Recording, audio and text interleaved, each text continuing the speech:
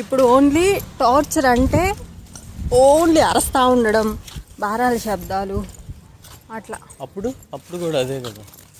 అప్పుడు అట్లా ఉండదు. అప్పుడు ఎట్లా అంటే పెద్ద పెద్దంగా అరిచి బూతులు తిట్టి రెచ్చగొట్టి వాళ్ళే మాట్లాడుకున్నట్టు వాళ్ళే చేస్తున్నట్టు పెద్ద పెద్ద బూతులు. ఇప్పుడు కూడా అదే మాట్లాడుతున్నారు కానీ అంత పెద్దగా బూతులు రావట్లా అంతే.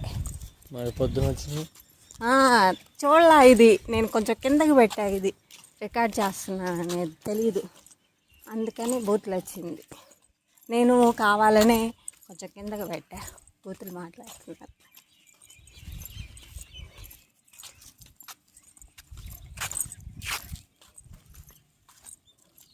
ఎంత టైం?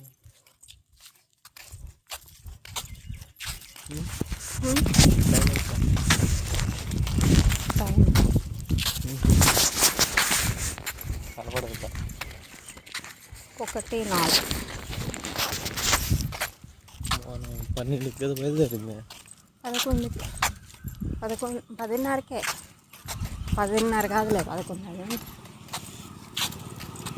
ఏం ఫస్ట్ డబ్బులు వేసేసి ఆయనతో తింటా మాట్లాడదామని తినేసి తినేసి ఇక్కడ మాట్లాడకుండా ఇక్కడే మాట్లాడాల్సింది అవన్నీ కూడా ఆడ అర్థమైపోతుంది. సరే ఫోన్ మాట్లాడేయకూడదా? వద్దులే, నేను బయటికి ఫోన్పే చేయడానికి వెళ్తా కదా. మాట్లాడి నైట్ 1 గంటకి ఇక్కడ ఉండేటట్టు చెప్పు.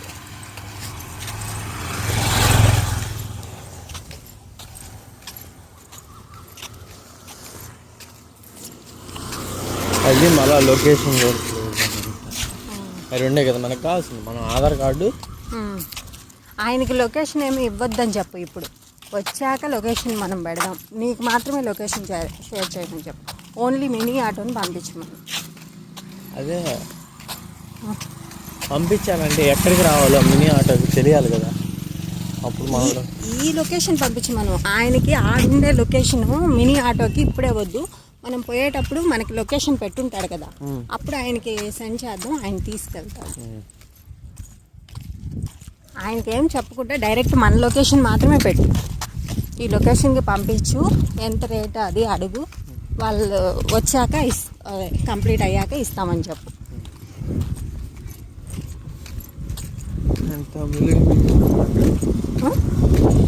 ఇంగ్లీష్లో మాట్లాడాలి.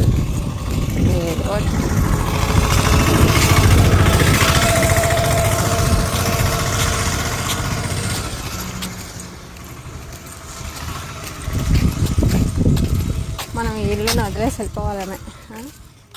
అన్నీ తీసుకెళ్దాం. అన్నీ ఏది పక్కన పెట్టాలో దానికి టైం వేస్ట్ తెలుసా. దానికి ఏముంటుంది టైం వేస్ట్?